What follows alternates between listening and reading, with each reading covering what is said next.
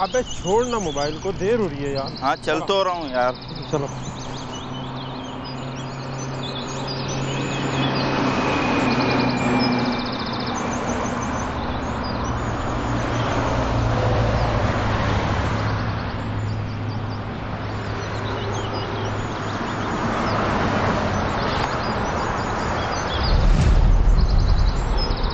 चल हाँ भाई।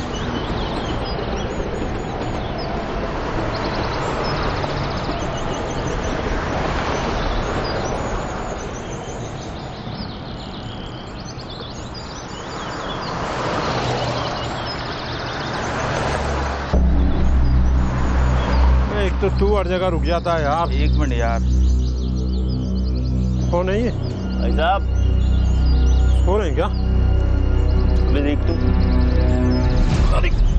अरे क्या हुआ इनको? बाबा, बाबा, लो लो भाई साहब। अबे ये तो गया। अबे गया पुलिस के से। दूर रहे भाई तू। एक मिनट में पुलिस को फोन करता हूँ।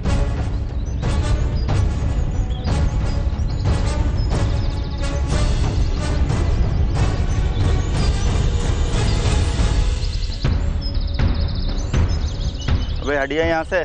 हाँ हेलो पुलिस स्टेशन। हाँ यार, कुरंगी कब्रिस्तान के साथ एक लाश पड़ी है। हाँ हाँ, पता नहीं किसकी है, बाबा एक। हाँ जल्दी आ जाएं यार, जल्दी।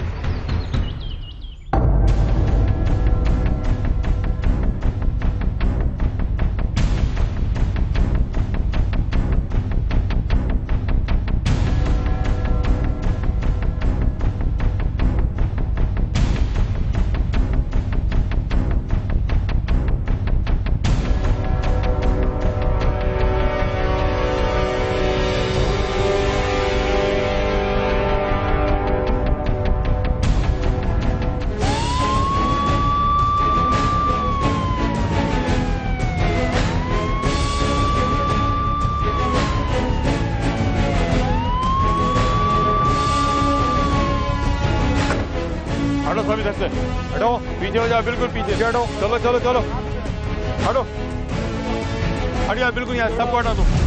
पीछे हटो, पीछे पीछे हटो। चलो पीछे हटो, अपने अपने जाओ। चलो खाली कर दो जगह यार। हटो पीछे हटो, चलो अपने अपने घर जाओ यहाँ से। चलो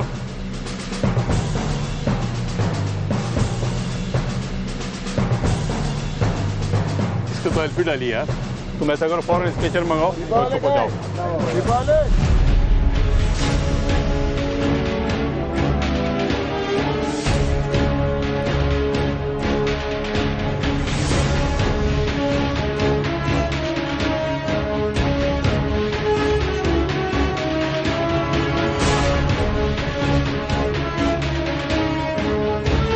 जल्दी करो। चले पीछे, बेटा पीछे हो जाए आप। चले जल्दी, इसको सीधा जीना पहुंचाओ।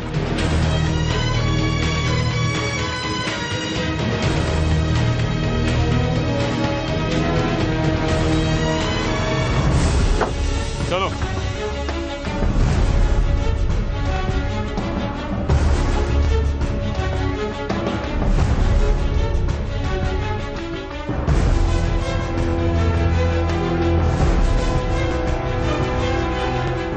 अक्टूबर 2011 की दोपहर को थाना अवामी कॉलोनी में एक नामालूम शख्स ने इतला दी थी कि मुकामी कब्रिस्तान की दीवार के पास एक शख्स की लाश पड़ी है। पुलिस जाए वक़्त पर पहुंच गई और लाश को तहवील में ले लिया। मौत की वजह दम घुटना बताया गया था। सबसे अफसोसनाक बात यह थी कि मकतूल का सांस रोकने के लिए मुंह और नाक में एल्फी टपकाई गई थी। सर ये रिपोर्ट सर, ये 3-4 दिन पहले जो एक बूढ़े शख्स की लाश मिली थी, ये उसके पोस्टमार्टम की रिपोर्ट है। वही जो कब्रिस्तान के दीवार के साथ बैठा हुआ था?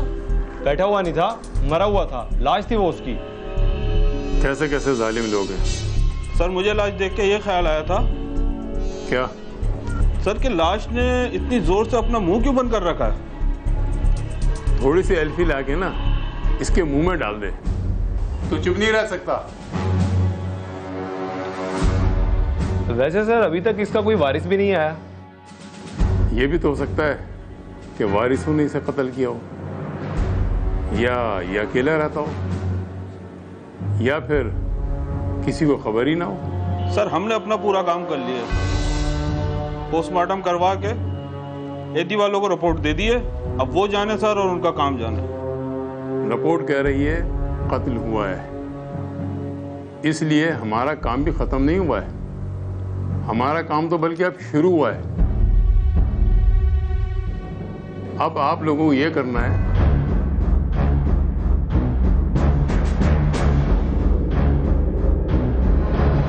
तकरीबन 4-5 रोज़ गुजर जाने के बाद भी ये मालूम नहीं हो सका था कि मकतूल कौन है, कहाँ का रिहायशी है और इसका वारिस कौन है। दूसरी तरफ शेरबाव कॉलोनी का रिहायशी अफसर खान परेशान था कि फारूक कहीं जा रहा है? जी भाई, काम के सिलसिले में दोस्त के पास जा रहा हूँ। आपको कोई काम हो तो बताएं। यार 2 दिन हो गए फारूक भाई नहीं आए। भाई आपको तो मालूम ही है, वो कभी कभार फैक्ट्री में रुक जाते हैं। यही तो फिक्र की बात है, फैक्ट्री में अगर रुक जाते हैं तो वो खुद फ़ोन कर देते हैं। तो उनकी फैक्ट्री का नंबर भी नहीं है? यार कभी ज़रूरत ही नहीं पड़ी। अच्छा, फिर ऐसा करते हैं उनकी फैक्ट्री चल के मालूमात करते हैं। हाँ यार, मैं तेरे पास इसीलिए आया था। जल्दी चल, बड़ी घबराहट हो रही है यार, समझ नहीं आ रहा भाई गए कहाँ। वैसे है तो बड़ी तशवीश वाली बात। वैसा करता हूँ मैं फटाफट तैयार होता हूँ, फिर चलते दोनों साथ। दोस्त के पास बाद में चले जाऊँगा। हाँ यार जल्दी कर, अल्लाह खैर।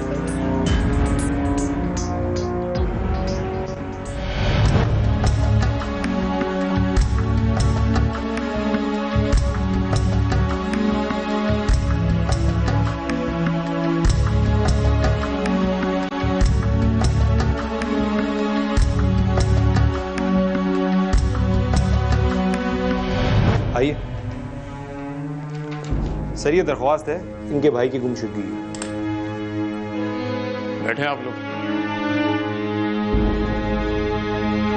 क्या है? सर ये देखें जरा।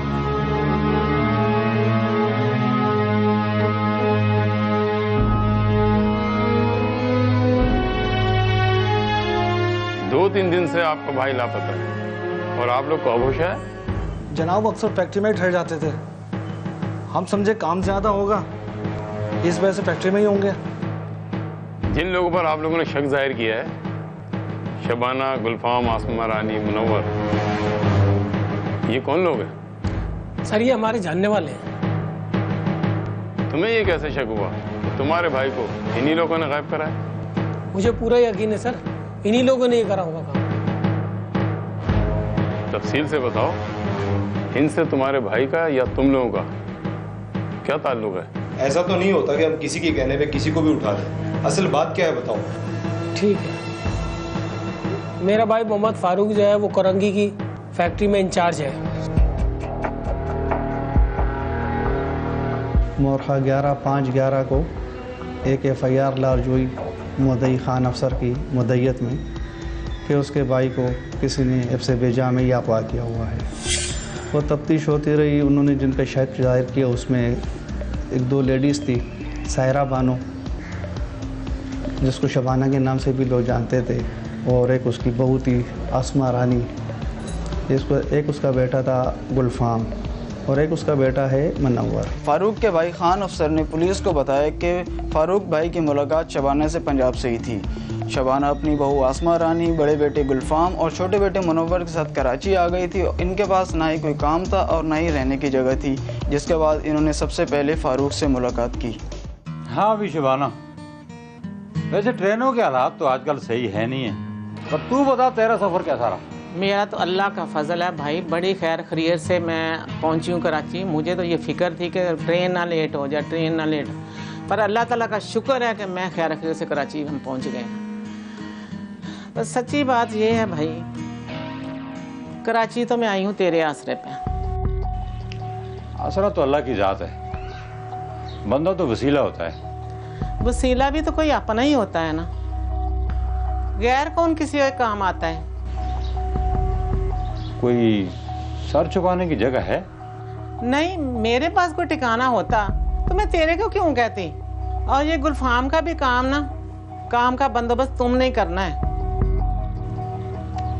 हाँ काम का भी हो जाएगा, पर पहले सर छुपाने के लिए ठिकाना जरूर ढूंढना पड़ेगा। मुझे नहीं पता, जो कुछ करना ही तू नहीं करना ही। गुलफाम और इसका बाप कुछ कमाएगा ना तो फिर कोई छोटा मोटा मकान किराए पे ले लेंगे। कुछ काम वाम कर लेता है? पुत्र ये तेरा ताया है, जो आता है बता दे। तेरे ताए की बड़ी जान पहचान है कराची में। काम तो खैर कुछ नहीं आता, लेकिन जो मिलेगा कर लूंगा। हाँ कर तो तू लेगा, पर नए काम में परेशानी होती है, क्योंकि आजकल कारोबारों के हालात सही नहीं है। तो इसको अपनी फैक्ट्री में क्यों नहीं लगवा देता?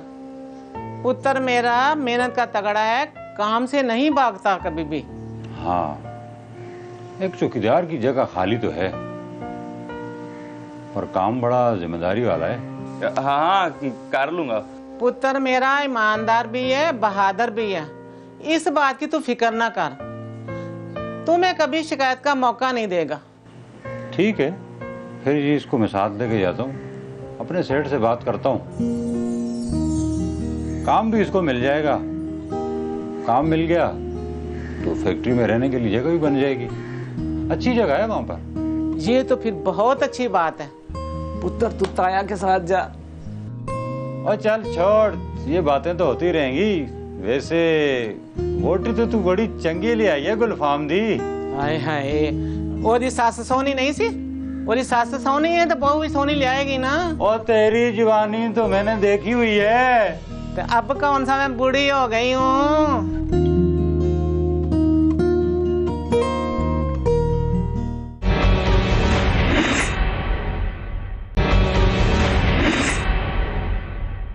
खान अफसर ने पुलिस को बताया कि फ़ारूक शबाना और इसकी फैमिली को पंजाब से ही जानता था और चाहता था कि शबाना और इसके घर वालों को कोई सर छुपाने का ठिकाना मिल जाए। इसलिए फ़ारूक गुलफाम को लेकर फैक्ट्री चला गया और फैक्ट्री मालिक से मिलवा दिया।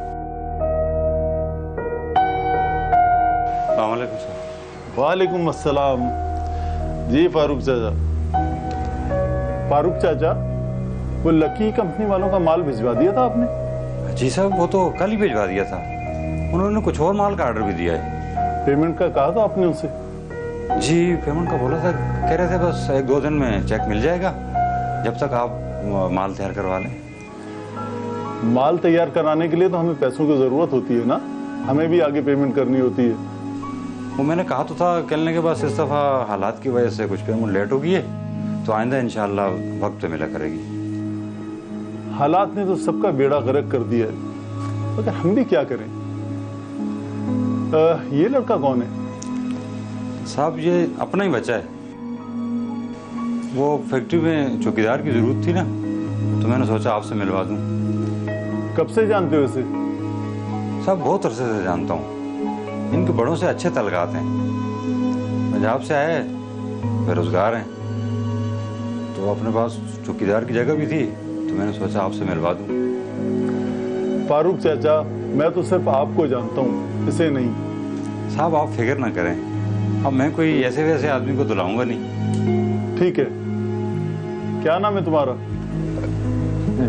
जी गुलफाम। देखो गुलफाम, फारूक चाचा हमारे पुराने आदमी हैं, हम इनकी बड़ी कदर करते हैं, इनकी बात को रद्द नहीं कर सकते। अगर तुम ईमानदारी से और मेहनत से काम करोगे तो तुम्हारी आगे तरक्की भी हो जाएगी। ठीक है जी, आप फिक्र ना करें, मैं आपको शिकायत का मौका नहीं दूंगा। जी साहब आप बिल्कुल बेफिक्र रहें, इंशाल्लाह कोई ऐसी शिकायत नहीं मिलेगी आपको। ठीक है फारूक साहब। तुम जाओ, मैं आ रहा हूँ सर।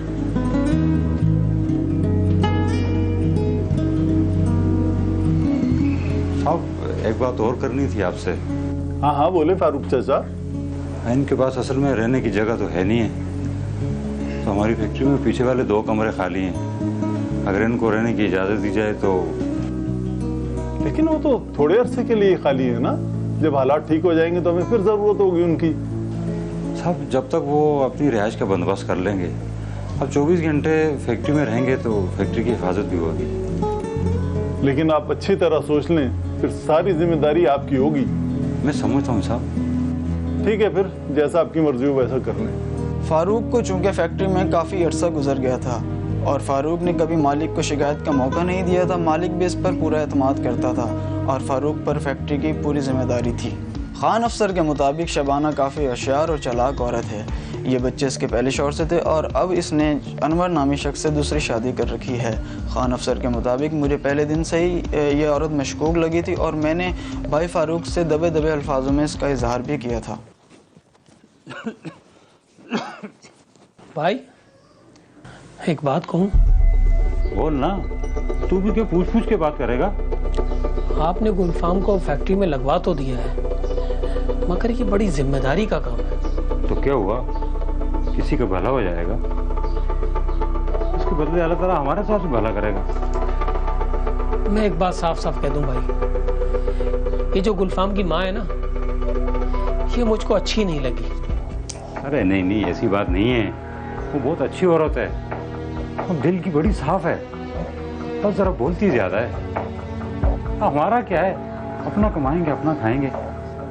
जिम्मेदारी तो आपकी है। हाँ, लेकिन अच्छे लोग हैं, कोई ऐसी वैसी बात नहीं है।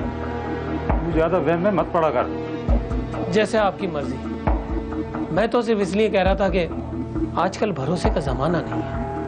अरे भाई मेरे, तो फैक्ट्री में इसलिए लगवाया है कि वो भी परदेश में पड़े हुए हैं, तो परदेश में बंदा बंदे के काम आता है। अगर न लगवाता तो वो लोग यहीं पड़े रहते, खिलाना भी पड़ता तो रखना भी पड़ता। जैसे आप बेहतर समझे। अच्छा, मैं अब जा रहा हूँ, हो सकता है रात को लेट हो जाऊँ, तो फिर मैं फैक्ट्री में रुक जाऊंगा। अच्छा ऐसा करना, फोन जरूर कर देना। हाँ हाँ, बता दूंगा। खुदा हाफिज़। खान अफसर ने पुलिस को बताया कि फारूक के फैक्ट्री मालिक से अच्छे ताल्लुकात होने की वजह से गुलफाम को फैक्ट्री में चौकीदारी की मुलाजमत मिल गई और रहने की जगह भी। आहिस्ता आहिस्ता गुलफाम और उसकी फैमिली के हालात बेहतर होते रहे और उन्होंने सेक्टर 34/2 में किराए पर मकान भी ले लिया था और बदस्तूर फैक्ट्री में चौकीदारी की मुलाजमत भी करता रहा। सब कुछ ठीक चल रहा था कि एक दिन जब फारूक घर आया तो काफ़ी परेशान नज़र आ रहा था। पूछने पर खान अफसर को इसने बताया कि इसको आज फैक्ट्री के सेठ ने अपने ऑफिस बुलाया था। साहब, आपने बुलाया मुझे? फारूक चाचा, पिछले हफ्ते जो माल तैयार हुआ था, जिसका ये सारा इंदराज भी किया आपने रजिस्टर में। जी जी, वो अफसर वालों का मारा सर। माल भिजवा दिया था आपने? नहीं, अभी ऑर्डर पूरा नहीं होता तो इसलिए मैंने सोचा इकट्ठे ही भेज दूंगा। फोन आया था उनका। माल कहाँ है?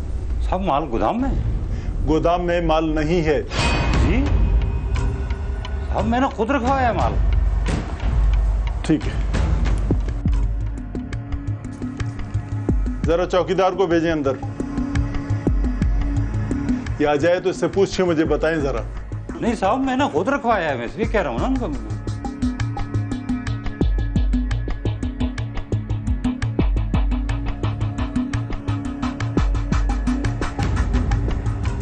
जी साहब। गुलफाम, वो परसों जो मैंने माल रखवाया था गोदाम में, कहाँ है वो? गोदाम में होगा। गोदाम में माल नहीं है, मैं अभी सारा गोदाम चेक करके आया हूँ। साहब मुझे नहीं पता, मैं तो गोदाम में जाता भी नहीं हूँ। तुम्हें नहीं मालूम कि माल कहाँ है तो फिर किसको मालूम होगा? चौकीदार तो तुम हो ना। फारूक चाचा, ये सारी जिम्मेदारी आपकी है और आप ही ने तो इसकी जमानत ली थी ना।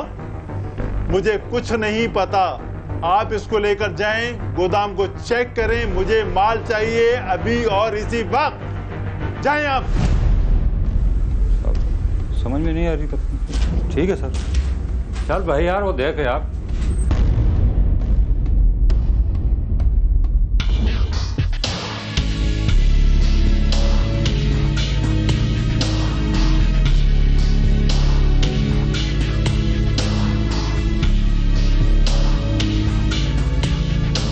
माल जा कहाँ सकता है सर? और मैं तुझे बैठा के आया था कि भाई ये काम तेरी जिम्मेदारी है, कर। अब मुझे नहीं समझ आ रही कि सेठ कह रहा है कितनी है, तो सेठ सही तो कह रहा है यार। माल कहाँ है? माल तो गायब है। ताया मुझे क्या पता माल किधर गया? अरे भाई तुझे नहीं पता तो किसको पता होगा? तू किधर है तू? और ताया तू मुझे चोर बना रहा है? नहीं पुत्र, मैं तुझे चोर नहीं बना रहा, मैं तुझे समझा रहा हूँ कि हो सकता है कि ये तेरी गफलत की वजह से किसी और ने काम कर दिखाया हो। देख ताया, मैं गोदाम के बाहर बैठता हूँ। तू क्या यहाँ रखता है, क्या यहाँ से भेजता है, मुझे नहीं मालूम। तू चौकीदार है, ये तेरी जिम्मेदारी है। हाँ हूँ चौकीदार, तो फिर तो माल अगर गायब होगा तो फिर तू ही जिम्मेदार है ना, तेरी जिम्मेदारी है ना, फिर और कौन जिम्मेदार होगा? ना ऐसी मेरी जिम्मेदारी है। तेरी तो भाई, अबे बात सुन, जा कहाँ रहा है गुलफाम?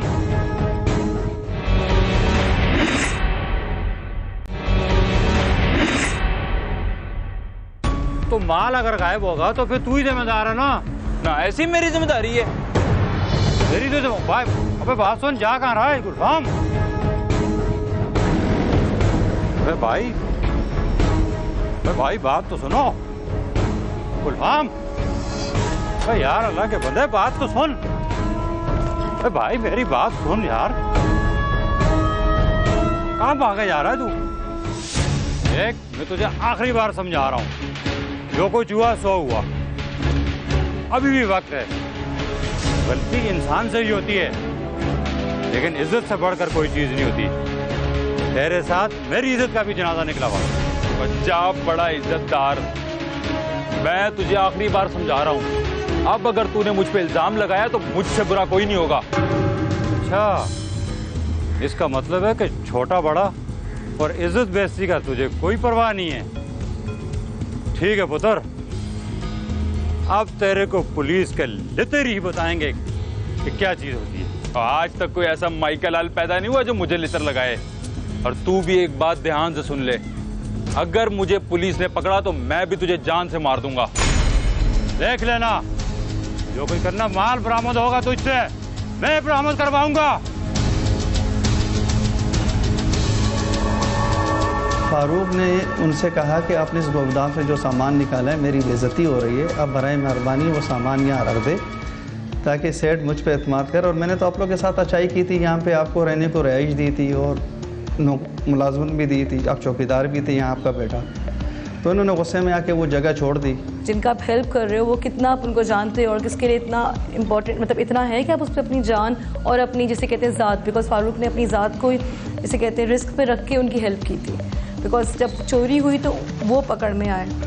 तो पॉइंट ये है कि उसका ये वाला एक्ट गलत था, लेकिन ओवरऑल मेरे ख्याल से ये अपब्रिंगिंग और पैथोलॉजिकल फैमिली ओवरऑल होती है। खान अफसर ने पुलिस के एक सवाल के जवाब में बताया कि 5 अक्टूबर से फारूक के घर न आने और रब्ता न होने पर वो अपने छोटे भाई अब्दुल खालिक के साथ फारूक की तलाश में निकला और उसकी फैक्ट्री पहुंचा तो वहाँ दूसरी फैक्ट्री के चौकीदार ने बताया कि अस्सलामुअलैकुम बाबा। आप यहाँ का चौकीदार है? मैं इस फैक्ट्री का चौकीदार हूँ। यहाँ इस फैक्ट्री में फारूक नाम का बंदा एक काम करता है। उस्ताद फारूक? हाँ। उसे मैं अच्छी तरह जानता हूँ, बहुत शरीफ आदमी है, लेकिन आजकल कुछ दिनों से वो नजर नहीं आ रहे। हाँ, हम उसके भाई हैं। 2-3 दिन से वो गायब है। गायब है? फारूक उस्ताद गायब है? हाँ यार, हम उसी की तलाश में निकले हैं। कुछ पता है तुम्हें उसके बारे में? कुछ दिन पहले इस फैक्ट्री में चोरी हुआ था, उसका चौकीदार के साथ खड्डा भी हुआ था, उसने धमकी भी दिया था। क्या धमकी दिया था? धमकी दिया था, मैं तुझे जान से मार दूंगा। जान से मार दूंगा?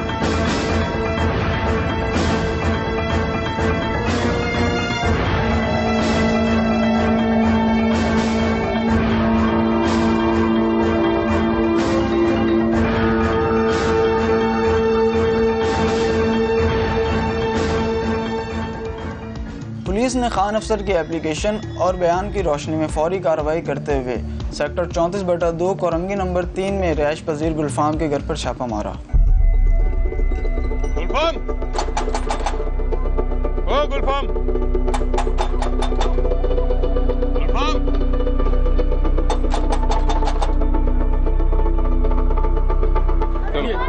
गुलफाम कहाँ है?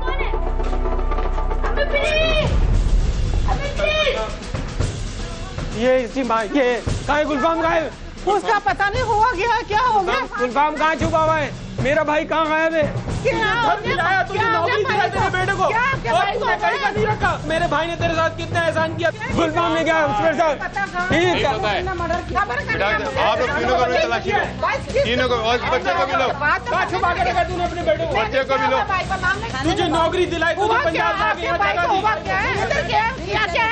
मुझे तो पहले ही शक था तुझसे। मैंने भाई को मना किया था, जब मेरे साथ किया मेरे भाई को, मेरे भाई सीधा साधा उस भाई को नहीं छोड़ा तूने। तेरे पे रहम खा गई अंदर, तूने तेरे बेटे को नौकरी दिलाई और तूने उसके साथ ये किया। चलो सबको गाड़ी में। क्या हो गया? चले बीवी, चले चले थाने में चल के बात। सबको डालो, चलो सबको। इसको क्यों लेके जा रहे हैं? चलो तुम लोग भी।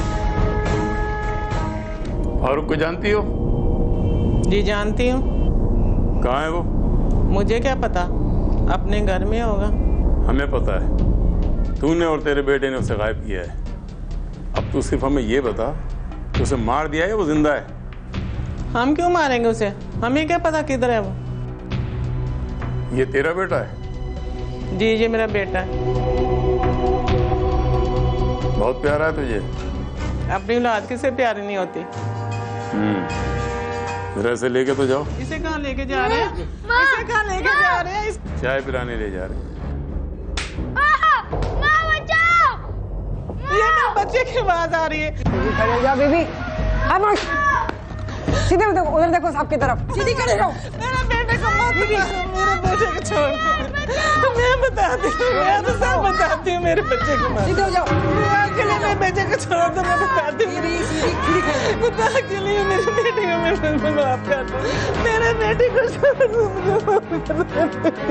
अब आई ना लाइन पर खड़े हो जाओ।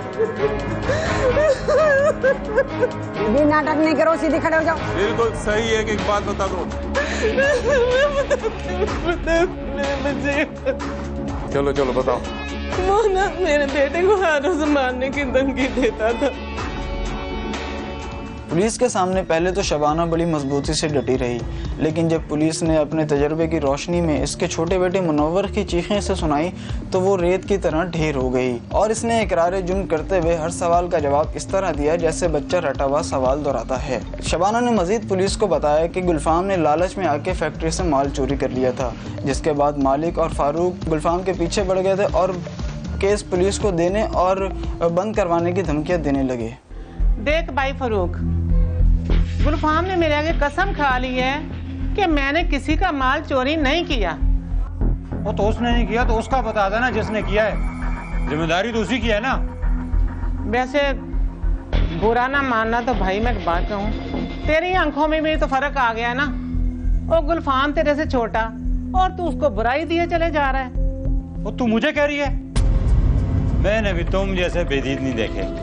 तो मैंने क्या नहीं किया? तुम लोगों को रहने के लिए जगह दी है, उसको नौकरी दिलवाई है और उसने मेरी 20 साल की इज्जत मिट्टी में मिला दी। और मैंने किसी की इज्जत मिट्टी में नहीं मिलाई है।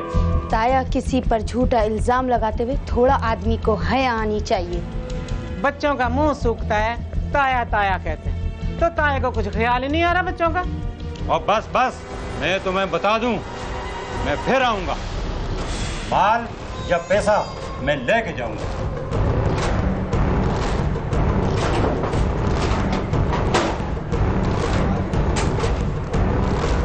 शबाना के पुलिस को दिए गए बयान के मुताबिक फारूक गुलफाम और इसकी फैमिली को रोज़ धमकियाँ देने लगा था और बार बार फ़ोन करके रकम या माल का तकाजा करता था और अदा न करने की सूरत में पुलिस को पकड़वाने की धमकियाँ देता था।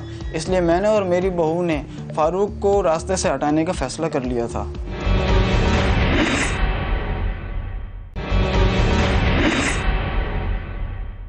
अम्मा मैं तुझे समझा रहा हूँ, उस बुड्ढे को समझा दे, बहुत तंग करने लगा है। कौन बुड्ढा? ओ वही फरूक मिला था आज भी, कह रहा था कि आज मैं तेरे घर आऊंगा, पैसों का बंदोबस्त करके रखना, नहीं तो। क्या नहीं तो? क्या करेगा वो कह रहा था कि नहीं तो मालक केस पुलिस को दे देगा और फिर वो खुद ही वसूल करा लेगी। तो क्या वो हमारे पे पर्चा कराएगा? वो कह रहा था कि फैक्ट्री का मालक अगर मेरे खिलाफ कराएगा तो मैं तुझे पकड़वा दूंगा।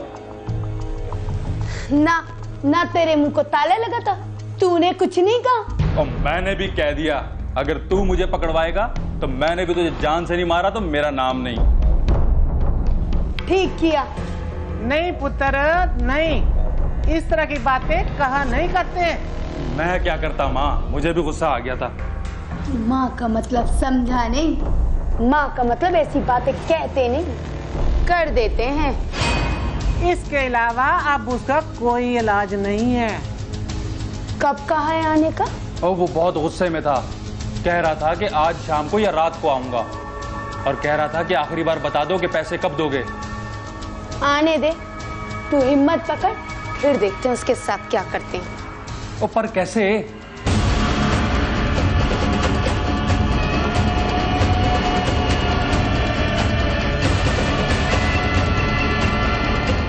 अगर माँ फॉर एग्जांपल तरबियत दे रही है सही बच्चों को तो पूरी फैमिली बना रही है, अदरवाइज वो पूरी फैमिली को ख़राब कर रही है। तो ये तो है कि पूरी तरबियत ही ऐसी शायद रही है कि मे बी ओवरऑल वो बच्चों में ये लर्निंग आई है कि वो जिस तरह का उनका इम्पल्सिव बिहेवियर है उन्होंने किया।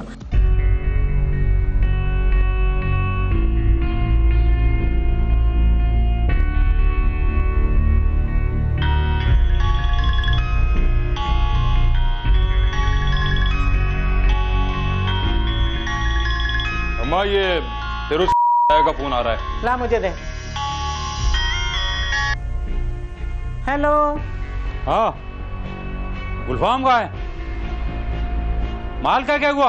आराम से आराम से, हर वक्त चूल्हे के पास बैठ के बात करते हो, कभी ठंडा पानी पीकर भी फोन पे बात कर लिया करो। चल चल गुलफाम को दे, मुझे बात करनी है उससे। तू फिक्र ना कर, गुलफाम भी इधर ही है। तू ऐसा कर, घर पे आ जा, तुम्हारे लिए बहुत अच्छी खबर है। क्या अच्छी खबर है? बस तुझे कह दिया ना, तू घर पे आ जा, बड़ी अच्छी खबर है। घर आएगा, आराम से बैठ के बातें करेंगे। क्या कह रहा था माँ? कह रहा है तू आज रात मैं सीधा करना हूँ।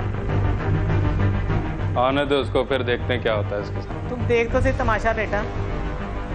शबाना ने पुलिस को बताया कि चूंकि हम फारूक को रास्ते से हटाने का पक्का इरादा कर चुके थे और प्लान पर अमल करते हुए फ़ोन पर फारूक से नरमी से बात की और उसको घर बुलाया, जबकि रानी मुनव्वर के साथ जाके मेडिकल स्टोर से ख्वाब और गोलियां भी लेकर आ गई थी और हम प्लान के मुताबिक फारूक का इंतज़ार कर रहे थे कि इतने में दरवाजे पे दस्तक हुई।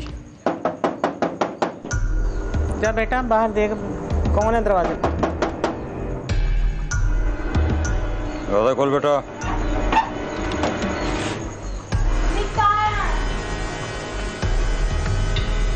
ओ बिस्मिल्लाह बिस्मिल्लाह, मेरा भाई आया।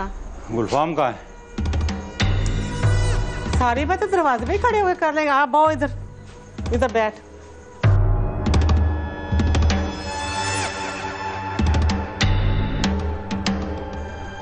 अब बता क्या बात है, बड़ा नाराज नाराज नजर आता है।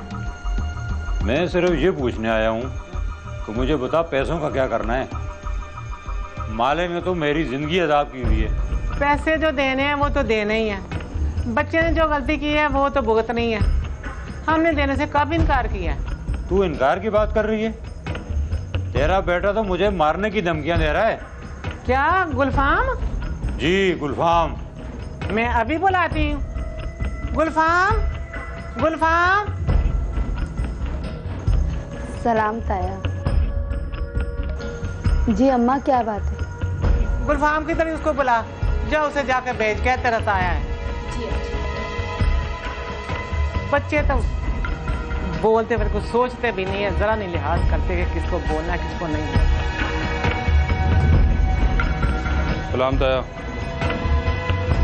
तूने क्या बकवास की थी ताया से? जो मुंह में आता बक देते हो। छोटे बड़े को लिहाज नहीं है? वो गुस्से में मुंह से निकल गया था। चल माफी मांगता है ऐसे।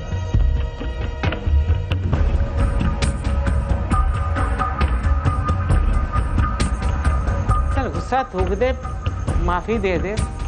अपना बच्चा, बच्चों से गलतियां हो ही जाती हैं। तू क्या खड़ी खड़ी मुंह देख रही है? चल जा चाय लेकर आता है के लिए। नहीं नहीं, चाय की जरूरत नहीं है। बस तू मुझे ये बता कि पैसों का क्या करना है? वो मालिक को पैसे चाहिए, वो कह रहा है कि भाई मुझे ये माल दो या मुझे पैसे दो। मैं भी इसी फिक्र में लगी हुई हूँ। ऐसा कर भाई कि अपने सेठ से ना थोड़ा टाइम ले दे। सुबाना, तू सेठों को नहीं जानती। उसने मुझे साफ साफ कह दिया है, अगर 3 दिन के अंदर मेरा माल या पैसे ना मिले तो वो केस पुलिस को दे देगा। मैं कोशिश तो कर रही हूँ, अल्लाह कोई ना कोई बंदोबस्त कर देगा। इसके जरा सी लापरवाही से ना किसी गरक जाने ने काम कर दिखाया। भुगतना तो हमें पड़ रहा है ना। ले भाई चाय पी।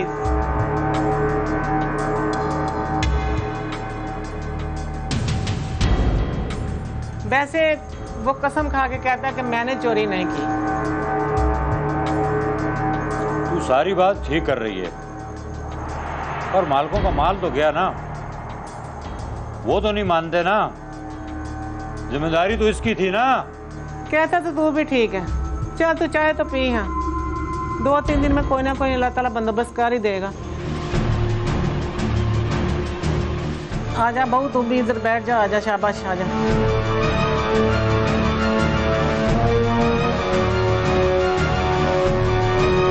अब बैठ जा, ताए के पास बैठ जा।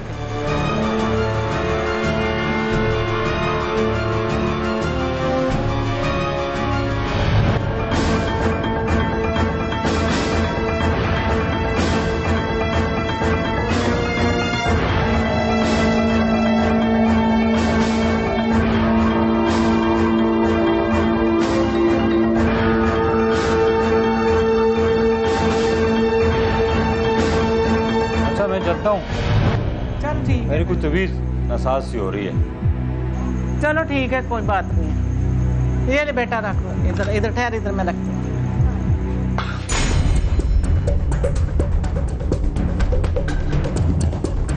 क्या होता है?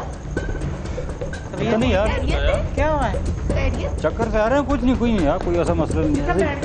ऐसा ही करा चक्कर। बैठ जा तभी। दरवाजा बंद।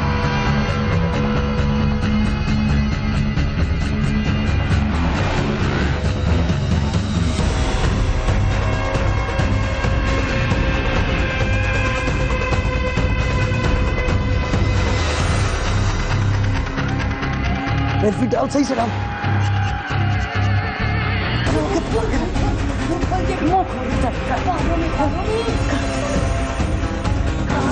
कान में भी डाल दे जल्दी कर।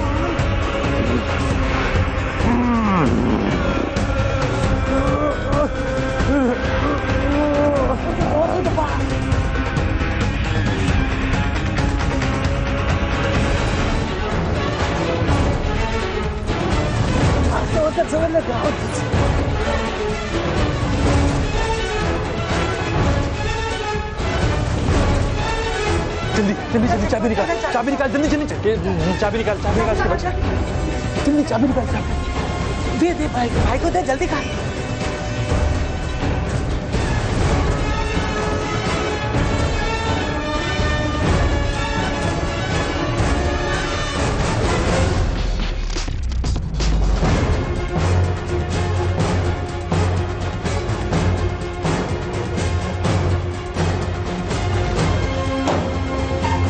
मकतूल को उन्होंने मुर्दा हालत में उठा के मोटरसाइकिल पे आगे बैठा गुलफाम, सेंटर में उसको रखा और उसके पीछे उसकी वाइफ आसमा और फरानी बैठ गई और उन्होंने पीछे से उस बाबा को पकड़ लिया, उसकी डेड बॉडी को।